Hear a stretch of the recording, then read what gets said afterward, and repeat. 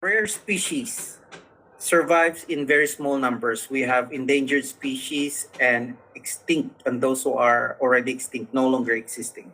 An endangered species is a real risk of vanishing forever or extinction. Like in the Philippines, we have the Philippine eagle, right? And there are very few of them, and they're very close to extinction. In Thailand, they have the tiger, I think, the protected ones, and some bears. So the main causes are easy to remember with this word hippo. H for habitat loss, which is the biggest. Invasive species. You remember a few months ago, there was a big news around Thailand about the invasive tilapia species in many klongs and waterways in Bangkok. And people have started fishing them out and eating them. While they are safe to be eaten, the government have decided to catch as many and kill them because they are invasive, meaning they are not natural to the habitat, and thus they pose a threat to the natural species of the habitat, and they were growing very fast. This certain black tilapia species that are not endemic to the waterways in Bangkok, and they have started to take over the waterways and thereby endangering many of the endemic species in those waterways in Bangkok. So I don't know if you've heard about that because I listen to the news every time, and I think they're close to solving that problem. The cause of that, like a few people have started culturing them and they escape through the waterways, or hunting and fishing and poaching. While we have around the world protected parks, like the nearest one in my place is Khao Yai National Park. That's a protected park. You can actually go there and see snakes and wild elephants and many other protected species while you're driving around. There are also breeding programs that governments are doing, and bans in wildlife trade. And this is very strong, especially in the neighboring areas like Myanmar and Thailand and Laos, because people are catching or poaching certain endangered species, send them to China to make them into some medicine or and other purposes for that matter. And it has affected so much many of the endangered species in Thailand, not just in Thailand but also in the Philippines.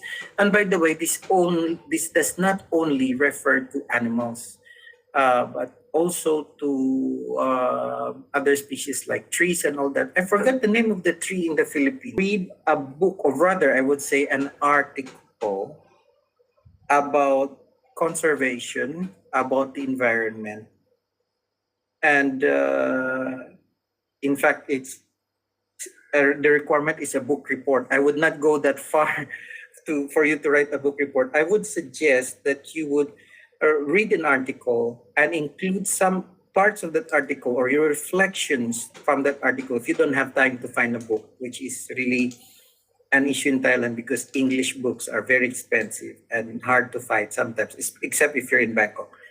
Find an article online or a PDF book if you could find one about environment and energy conservation, like Silent Spring by Rachel Carson, and many other books that you have. I have a few actually. So let me do a recap of this is a big requirement. That's why I put this at the last. So we did discuss requirements. What requirements? Are there turtles? Are there crayfish? Are there weed? So you will have to tick that. And then is reflection and commission. Your second and final submission is a short reflective essay, 300 to 500 words, in your own honest voice. Keep it in three simple questions. First, what did I learn about the health of my community's environment?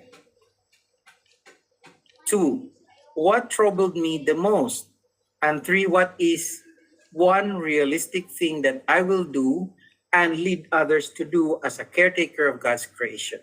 So don't just list facts. Tell me what you now believe and what you will change. And do weave in your thoughts about population from earlier tonight. Say, if there are more people using, and there are more people using the space, there are more people polluting and things like that. We've discussed that earlier. Then it has an impact on the environment. Also, include thoughts from the three assignments mentioned earlier, the body of water investigation or the garbage collection observation, and the article or a book that you read about environmental conservation. Right. Um, that's all about it. All the 11 requirements needed for these honors. Before we end tonight, I want to share something I've learned from Thailand. If you remember King Rama IX, King Pumipun, I was here when he died also, and in October 13, I think, many years ago. And we wore black for one whole year, and the entire nation were in mourning. He was the most loved monarch here. He has this. I know if you're working in a government school, you probably know about the sufficiency economy practices, which was developed by the King Rama IX himself. He was actually awarded by the United Nations and the UNESCO on this, which he used to teach his people. The sufficiency economy has three principles. And there are many practices that they would do. For example, when they do farming, this practice says that you divide your land into four equal parts, and one part should be for a pond or for irrigation water to be stocked, and in that irrigation water that's been stocked through rain or from the irrigation canal, you release fish. So you have fish and you have your farmland for your rice. So you have both. Your food is complete. That's one of the practices that they have for his sufficiency economy. Now, the sufficiency economy has three principles. The first principle is moderation. Do not overuse resources. Do not spend beyond your ability, and use only what is necessary and meaningful, which I think is very important in environmental conservation. Second is reasonableness. You make decisions with careful thinking. Ask, is it needed? Is this useful? What will be the effect on others, the community, and nature? And the third principle is self-immunity. Prepare for risk and unexpected problems. Save resources, plan ahead, and do not depend on only one source of income, food, or support. Just want to share that, which I think is very related to the topic tonight. Let me leave you with this. We started tonight in a garden with the very first job God gave humanity, to care for his world. Over the next few days, or maybe weeks, however you will work on this honor, you will look closely at streams, at waste, at water, and at vanishing animals, and almost every case you will discover the same thing. Human choices are the deciding factor. Like I said earlier, the greatest threat is us. This could discourage you until you realize that it also means that we can be the cure. So go out not as worried spectators, but as commissioned caretakers. People who understand God's how God creation works, who have chosen to protect it, and who are now ready to lead our young people to do the very same. The earth is the Lord's, the Bible says, and everything in it. So, as faithful stewards of God, we do not just take care of our finances.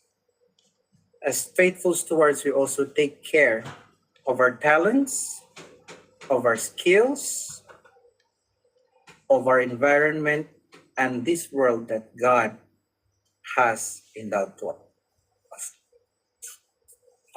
Be ready to take in a few questions if you have any.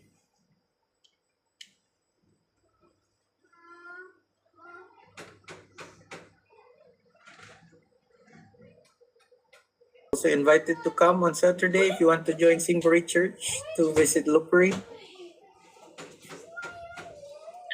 Let me hide my presentation so we can get back there. There you go.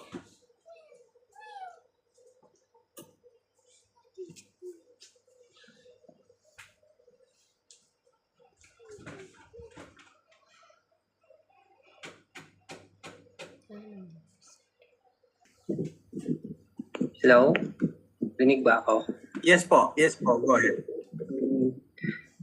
Doc, my question is, how can you practice moderation at the school, especially here in Thailand? Moderation in what sense? You know, there are many ways. Temperance and moderation. I'm guilty of overworking, and that is bad for. We should be moderate with that. We should be able to balance work and work and personal time. You know, moderation in many sense, like food or at school, from preschool all the way to elementary. And we let our teachers observe because food in our school is prepared individually. For those with allergies, their food have labels and they have their IDs placed on their. So individual ang food sa school, and then it's packed one by one. And we let our teachers observe, like, this child cannot finish this much. So they will take note and they will give that information to the kitchen. They can only finish this much, so we have less waste in there. Bawal din, just going into moderation. So screen time. So screen time is also bad to our health if it's too much.